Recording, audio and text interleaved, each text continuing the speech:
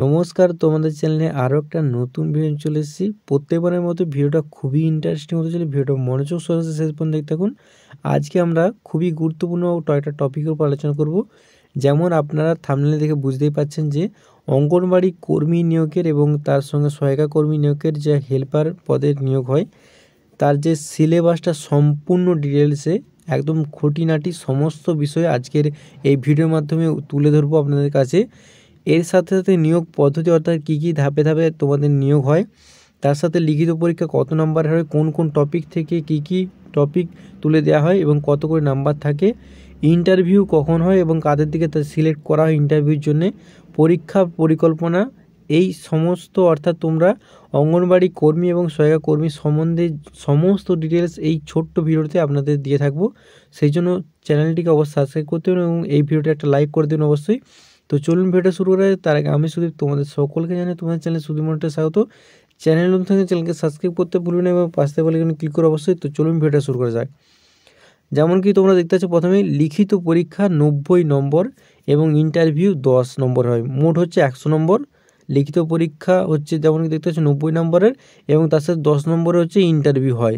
তারপর নেক্সট দেখে নেব, লিখিত পরীক্ষা অন্তত পক্ষে 30 পেলে ইন্টারভিউর জন্য দেখা হয়। অর্থাৎ তোমাদের এই 90-এর মধ্যে যেমন কি তোমরা দেখতে পাচ্ছিলে 90-এর মধ্যে 30 পেলে তবে তোমাদের ইন্টারভিউর জন্য ডাকা হতে হবে। একবার ন্যূনতম 30 পেলে ডাকবে। শেষে লিখিত পরীক্ষার নম্বর ও ইন্টারভিউ নম্বর যোগ করে মেরিট লিস্ট প্রকাশ করা হয়। অর্থাৎ তোমরা 90-এর মধ্যে 30 যদি পাও তবে তোমাদের ডাকা হবে এবং তার সাথে ইন্টারভিউ যত নাম্বার পেলে সেই নম্বর অনুযায়ী এবং লিখিত পরীক্ষা নম্বর অনুযায়ী যোগ করে একটা মেরিট লিস্ট শেষে বেরাবে, সেখানে তোমাদের নাম বেরাবে সেখানে। লিখিত পরীক্ষার ধরন এবার দেখে নেব আমরা কী কী কোথা থেকে কত নম্বর প্রশ্ন পড়ে থাকে এবং কী কী সাবজেক্ট থাকে। প্রথমে রয়েছে বিষয়, যেমন কি তোমরা দেখতে পাচ্ছ প্রথমে মাতৃভাষা বা বাংলা, তারপরে আছে ইংরেজি, তারপরে আছে সাধারণ জ্ঞান, তারপরে আছে জনস্বাস্থ্য, পুষ্টি ও নারী সংক্রান্ত বিষয়, তারপরে সবার শেষে আছে গণিত অর্থাৎ পাটিগণিত। এবার দেখে নেব মাতৃভাষার প্রশ্ন সংখ্যা দেখতে পাচ্ছ একটি থাকে, একটা রচনা টাইপের তোমাদের লিখতে হবে 15 নম্বরের। তারপরে ইংরেজি দেখতে পাচ্ছ 15 নম্বরের কোশ্চিন থাকে, তার জন্য 20 নম্বরের উত্তর দেওয়ার জন্য জায়গা থাকে তোমাদের। সাধারণ জ্ঞানের 20টি প্রশ্ন থাকে এবং 20 নম্বরে উত্তর দিতে হয় তোমাদের। জনস্বাস্থ্য, পুষ্টি ও নারী সংক্রান্ত বিষয় 15টি কোশ্চিন থাকে এবং 15টার অ্যান্সার দিতে হয়। পাটিগণিত হচ্ছে 10 নম্বরের এবং তার প্রত্যেকটি 2টি করে নাম্বার দেওয়া হয় এবং মোট নাম্বার সংখ্যা হচ্ছে 20। এই করে তোমাদের মোট 61 প্রশ্নটির জন্য তোমাদের 90 নাম্বার দেওয়া হয়। এবারে সময়সীমা, যেমন কি তোমরা দেখতে পাচ্ছ এখানে 3 ঘন্টা সময়সীমা দেওয়া হয়।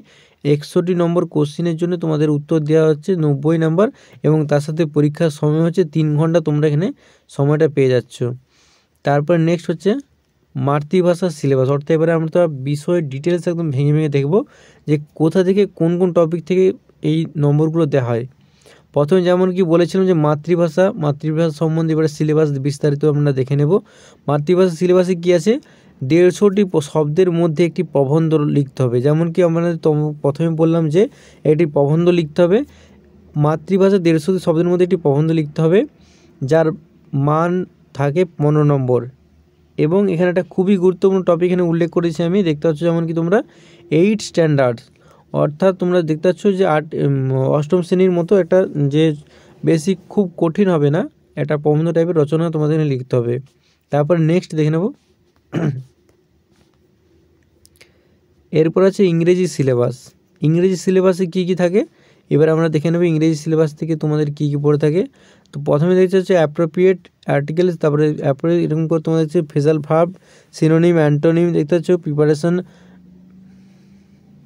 এরকম করে তোমাদের ইত্যাদি টপিক থেকে 1 নম্বরের প্রশ্ন থাকে। অর্থাৎ যেমন প্রশ্ন সংখ্যা সেরকম উত্তর সংখ্যা দেখতে পাচ্ছ তোমরা থাকে 10টি।